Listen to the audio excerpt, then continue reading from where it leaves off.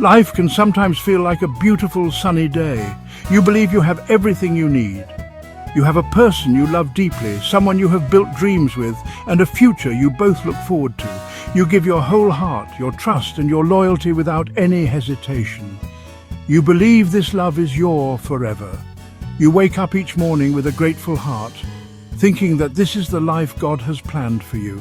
You feel secure, you feel cherished, you feel complete.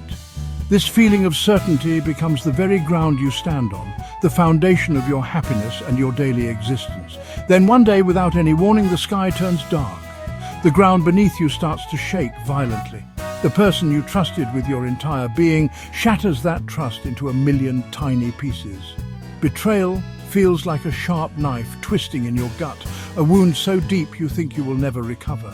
The pain is not just emotional, it feels physical, as if every part of your body is aching. You look at the ruins of the relationship and you can't recognize your life anymore. It is a lonely and desolate place, filled with questions that have no answers and a sorrow that seems to have no end. On top of this emotional storm, another tempest arrives. This time, it's a battle within your own body. A diagnosis like thyroid cancer can feel like the universe is playing a cruel joke. Just when you thought you couldn't sink any lower, you are pulled into a deeper ocean of fear and uncertainty. You start to question everything. Why me? What did I do to deserve all this pain at once? The combination of a broken heart and a sick body is a heavy, crushing weight. It feels like you are fighting a war on two fronts and you are losing on both sides, with no energy left to even stand up. This double blow can change a person. It can make you bitter, it can make you angry, it can make you want to build walls so high that no one can ever hurt you again. The pain becomes your identity. You start to believe that love is a lie and that happiness is not for you. You look in the mirror and see a stranger, someone defeated and lost. You might even start to think that the only way to protect yourself is to stop caring, to close your heart off completely, or worse, to find a way to make others feel the pain that you are feeling. This is a dangerous path, a labyrinth of despair. In the middle of so much suffering, your mind will desperately search for a way out, any solution to numb the agony. For some, the solution seems to be revenge or distraction. You might think, if one person could hurt me this much, maybe having many people will protect me. This is where a misguided idea like polygamy can enter the picture. You imagine that by having multiple partners, you won't have to put all your trust in one person. If one leaves, you will still have others. It seems like a clever strategy to avoid getting hurt ever again. It feels like a shield for your already broken heart. This idea is born from a place of deep, deep pain. It is not about love. It is about self-preservation. It is about trying to control a world that has felt so out of control. The logic seems simple.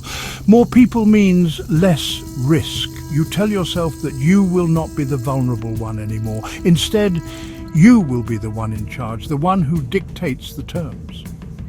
This desire for control is a direct reaction to the powerlessness you felt during the betrayal and the diagnosis. You are trying to build a fortress of people around you, hoping their presence can fill the massive void left behind. However, this is a flawed solution. It is like trying to put a small bandage on a deep, infected wound. It might cover the surface, but the real problem underneath continues to fester and grow worse. Seeking multiple relationships to heal a singular heartbreak does not lead to healing. Instead, it creates more chaos, more complications, and more potential for pain. Not just for you, but for the other people involved. You are not building a fortress. You are building a prison of complexity and dishonesty. True happiness and peace can never be found in a foundation built on deceit or the use of others. Let us also be clear. In many societies and legal systems, polygamy is not accepted and can lead to serious legal consequences. But beyond the law, we must look at the moral and spiritual side. Love is not a numbers game. It is about depth, connection, respect and commitment. When you try to divide your heart among many, you end up giving a small, broken piece to everyone, including yourself. You are not truly loving any of them. You are simply using them as shields. This is not the path to healing. It is a detour that leads you further away from the genuine love you truly deserve. So, if that is the wrong path, What is the right one? The journey to true healing does not begin by looking for someone else to fix you. It does not start by seeking validation from multiple partners. The journey begins inward. It starts with the brave and difficult step of acceptance. You must accept that the relationship is over. You must accept that you were hurt. You must accept that you are sick and need to take care of yourself. Acceptance is not about giving up. It is about acknowledging reality so you can finally begin to move forward with clarity and strength. After acceptance comes the work of rebuilding. This is where you rediscover who you are without the other person. Your life is not over. A chapter has simply closed. Now is the time to write a new one. What are your dreams? What passions did you set aside? Perhaps it is time to go back to school, learn a new skill, or start that small business you have always dreamed of. Focus your energy on your personal growth. When you invest in yourself, you're not just distracting yourself from the pain, you're building a new, stronger, and more interesting version of you. It is also incredibly important to show respect. This includes respect for yourself, first and foremost. Do not allow your pain to turn you into someone you are not, but it also includes showing respect for your ex-partner. Yes, they hurt you. But holding on to anger and hatred is like drinking poison and expecting the other person to get sick. Forgive them, not for their sake, but for yours. Forgiveness unties you from the anchor of bitterness and allows your ship to finally sail forward. Respect their memory as a part of your journey, but do not let it define your destination. Remember that your illness, your cancer, is not a curse. It can be a powerful teacher. It forces you to look at life differently. It reminds you that every single day is a precious gift. Do not let this challenge make you bitter and cause you to hurt others. Instead, let it be the catalyst that pushes you to live more fully, love more deeply, and appreciate every sunrise. Use this battle to discover your own strength. Let it be a reason to value your health, your peace of mind, and your future, rather than a reason to destroy it by making reckless choices. The ultimate secret to finding love again after a devastating heartbreak is simple yet profound. You must learn to love yourself first. True, lasting love from another person can only grow from the soil of self-love. You cannot expect someone else to fill a cup that you keep emptying with self-criticism and doubt. So how do you do this?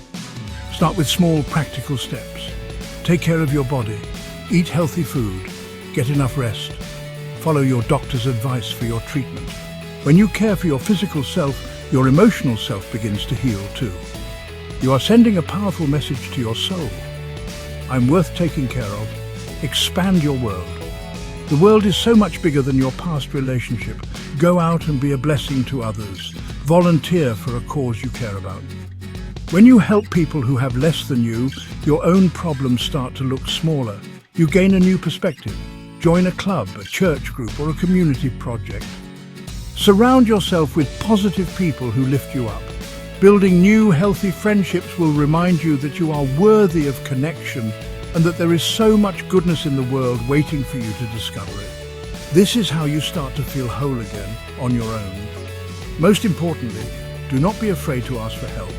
You are not a superhero. You are a human being who has been through a traumatic experience. Talking to a professional counselor, a spiritual advisor, or a trusted mentor is a sign of strength, not weakness. They can give you the tools and guidance you need to navigate your grief in a healthy way. Sharing your burden with someone who knows how to help can lighten the load immensely.